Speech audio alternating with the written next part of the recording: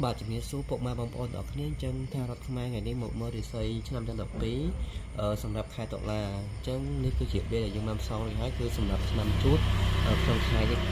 តុលាឆ្នាំ2025អញ្ចឹងសូមលោកគ្រូជួយបរិយាយរិស័យឆ្នាំជូតខែតុលាលោកគ្រូចាអញ្ចឹងសម្រាប់អ្នកកើតឆ្នាំជូតក្នុងខែដុល្លារខែ10អញ្ចឹងឃើញថារិស័យពីដើមខែទៅឃើញថាល្អមានលៀបមានកេរមានលុយមានកាក់ច្រើនដែរតែសម្រាប់ចុងខែអត់ល្អទេសម្រាប់កើតឆ្នាំជូតឃើញថាមានបញ្ហាស្មុគស្មាញច្រើនប៉ុន្តែ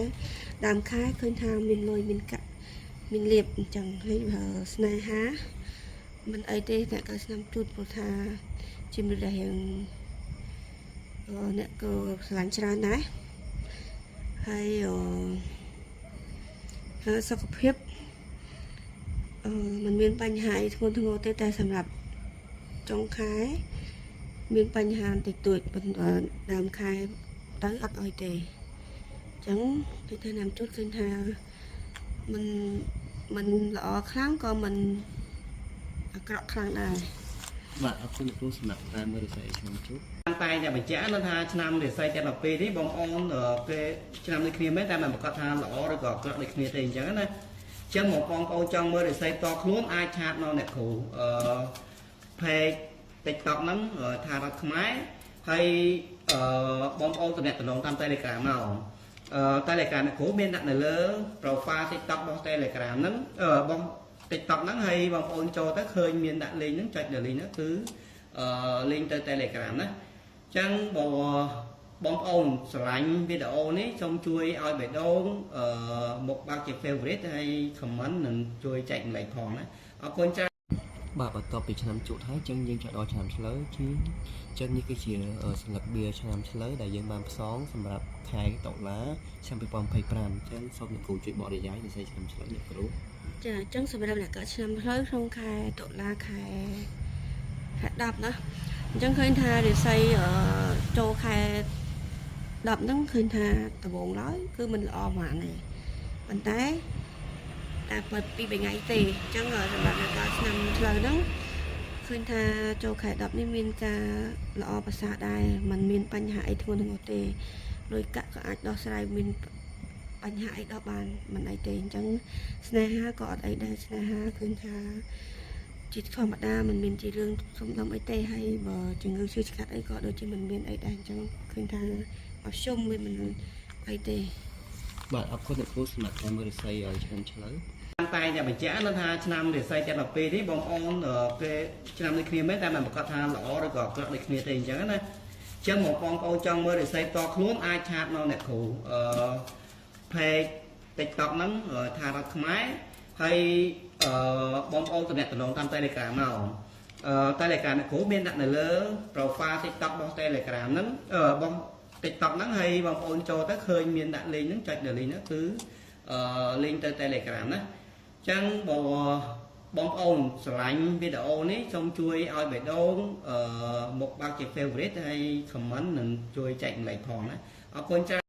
បាទបន្ទាប់ពីឆ្នាំឆ្លូវហើយយើងចូលដល់ឆ្នាំខាលចឹងនេះគឺជាសិល្បៈដែលយើងផ្សងសម្រាប់រិស័យឆ្នាំខាលប្រចាំខែតុលាឆ្នាំ2025ចឹងសូមលោកគ្រូជួយបរិយាយរិស័យឆ្នាំខាល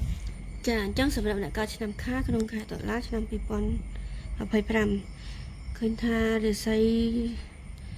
មិនល្អទេសម្រាប់អ្នកកើតឆ្នាំខាលគឺមានវិបត្តិច្រើនស្មុគស្មាញគិតច្រើនរឿងលុយកាក់ក៏ស្ទះរឿងស្នេហាក៏មិនសូវល្អហើយសុខភាពក៏រៀង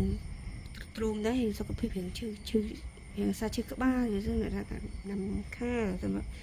រាប់ខែ10អញ្ចឹងឃើញថារិស័យមិនល្អទេអ្នកកើតឆ្នាំខាលបាទអរគុណលោកគ្រូសម្រាប់ការមើលរិស័យឆ្នាំខាលតែតែបញ្ជាក់នៅថាឆ្នាំរិស័យទាំង12នេះបងប្អូនគេឆ្នាំនេះគ្នាមែនតែមិនប្រកាសថាល្អឬក៏អាក្រក់ដូចគ្នាទេអញ្ចឹងណាចឹងមកបងប្អូនចង់មើលរិស័យតខ្លួនអាចឆាតមកអ្នកគ្រូpage TikTok ហ្នឹងថារដ្ឋខ្មែរហើយបងប្អូនតំណែងតាម Telegram មកTelegram អ្នកគ្រូមានដាក់នៅលើ profile TikTok របស់ Telegram ហ្នឹងបង TikTok ហ្នឹងហើយបងប្អូនចូលទៅឃើញមានដាក់លេងហ្នឹងចុចលើលេងហ្នឹងគឺលេងទៅ Telegram ណាចឹងបង បងប្អូនស្រឡាញ់វីដេអូនេះសូមជួយឲ្យបេះដូងមកបើកជា favorite ហើយ comment និងជួយចែកម្លែកផងណាអរគុណច្រើនបាទចឹងបន្ទាប់ពីឆ្នាំខាងហើយយើងចូលដល់ឆ្នាំថោះចឹងនេះគឺជាសិល្បៈឆ្នាំថោះសម្រាប់ប្រចាំខែតុលាឆ្នាំ2025ចឹងសូមលោកគ្រូជួយបរិយាយរិស័យឆ្នាំថោះចាអញ្ចឹងសម្រាប់អ្នកកើតឆ្នាំថោះក្នុងខែតុលាឆ្នាំ2025ឃើញថាមានអ្នករកស៊ីមានការល្អប្រសើរសម្រាប់លុយកាក់មានលៀបមានជ័យរកទទួលទានមានបានអញ្ចឹងសម្រាប់អ្នកកើតឆ្នាំថោះមានលុយហូតចូលមានលៀបតែក៏សូមបន្តិចចុះមានរឿងដែរមានរឿងខ្លះដែរប៉ុន្តែគាត់ថានេះជារឿងធម្មតាទេតែរឿងលុយកាក់គឺมันមានបញ្ហាអីទេហើយសម្រាប់សុខភាពឃើញថាក៏មិនសូវជាល្អមកដែរអញ្ចឹងខ្លាចតែមានបញ្ហាឈឺឆ្កាត់តិចតួចសម្រាប់ស្នេហាឃើញថាល្អមិនអីទេស្នេហានៅល្អអូនមួយគ្នាធម្មតាបាទអរគុណអ្នកគ្រូសម្រាប់ការមើលរិស័យឆ្នាំថោះប្រចាំខែតុលាតែតែបញ្ជាក់ថាឆ្នាំរិស័យទាំង12នេះបងប្អូនគេឆ្នាំនេះគ្នាមែនតែមិនប្រកាសថាល្អឬក៏អាក្រក់ដូចគ្នាទេអញ្ចឹងណាចឹងមកបងប្អូនចង់មើលរិស័យតខ្លួនអាចឆាតនៅអ្នកគ្រូpage TikTok ហ្នឹងថារដ្ឋខ្មែរហើយបងប្អូនតំណតំណងតាម Telegram មកTelegram អ្នកគ្រូមានដាក់នៅលើ profile TikTok របស់ Telegram ហ្នឹងបង TikTok ហ្នឹងហើយបងប្អូនចូលទៅឃើញមានដាក់លេងហ្នឹងចុចដល់លេងហ្នឹងគឺលេងទៅ Telegram ណាអញ្ចឹងបងប្អូនស្រឡាញ់វីដេអូនេះសូមជួយឲ្យបេះដូងមកបើកជា favorite ហើយ comment និងជួយចែកម្លែកផងណាអរគុណច្រើនបាទចឹងបន្ទាប់ពីឆ្នាំថោះហើយយើងចូលដល់ឆ្នាំរោងចឹងនេះគឺជាស្លឹកវាដែលយើងបានផ្សងរួចហើយគឺរិស័យសម្រាប់ឆ្នាំរោងសម្រាប់ខែតុលាឆ្នាំ2025ចឹងសូមលោកគ្រូជួយបរិយាយរិស័យឆ្នាំរោងចាអញ្ចឹងឃើញសម្រាប់អ្នកឆ្នាំរោងឃើញថាអូមានរិស័យល្អខ្លាំងសម្រាប់ដើមខែឃើញថាមានលុយមានកាក់ហូរចូលច្រើនហើយសម្រាប់សុខភាពអីដូចជាមិនមានបញ្ហាអីទេស្នេហាក៏មិនអីដែរមិនគាត់ថារៀងពិបាកបន្តិចនៅចុងខែមានបញ្ហាខ្លះនៅចុងខែតែចុងខែមិនមែនដើមខែទេចឹងដើមខែគឺថាអីទេល្អទេបាទអរគុណដល់គ្រូសម្រាប់ការមើលរិស័យឆ្នាំរោងតែតែបញ្ជាក់ថាឆ្នាំរិស័យទាំង12នេះបងប្អូនគេឆ្នាំនេះគ្នាមែនតែមិនប្រកាសថាល្អឬក៏អាក្រក់ដូចគ្នាទេអញ្ចឹងណាចឹងមកបងប្អូនចង់មើលរិស័យតខ្លួនអាចឆាតនៅអ្នកគ្រូpage TikTok ហ្នឹងថារដ្ឋខ្មែរហើយបងប្អូនតំណតំណងតាម Telegram មកTelegram អ្នកគ្រូមានដាក់នៅលើ profile TikTok របស់ Telegram ហ្នឹង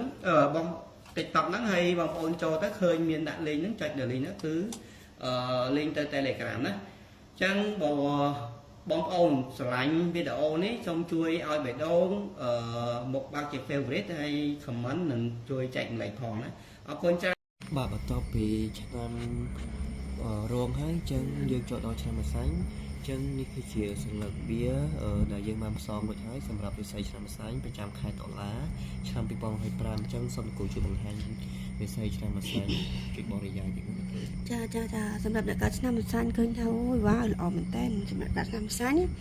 ឃើញថាក្នុងខែ10នេះគឺមានលៀបមានសំណាងមានលៀបមានលុយចូលហូរចូលខែថ្មីចូលភ្លាមគឺមានលៀបគឺសម្រាប់អ្នកឆ្នាំម្សាញ់ខែ10ហ្នឹងគឺថាល្អខ្លាំងអញ្ចឹងអ្នករកស៊ីប្រកបមុខរបររកស៊ីអីគឺល្អមែនតើហ្មងសម្រាប់ធ្វើការក៏មិននេះដែរល្អដូចគ្នាប៉ុន្តែគាត់ថាសម្រាប់អ្នករកស៊ីគឺល្អខ្លាំងអញ្ចឹងសម្រាប់ស្នេហាក៏មានការយល់ចិត្តគ្នាច្រើនសម្រាប់សុខភាពគឺអត់មានបញ្ហាដែរឃើញថាល្អមែនតើសម្រាប់អ្នកកើតឆ្នាំម្សាញ់សម្រាប់ខែ10នេះណា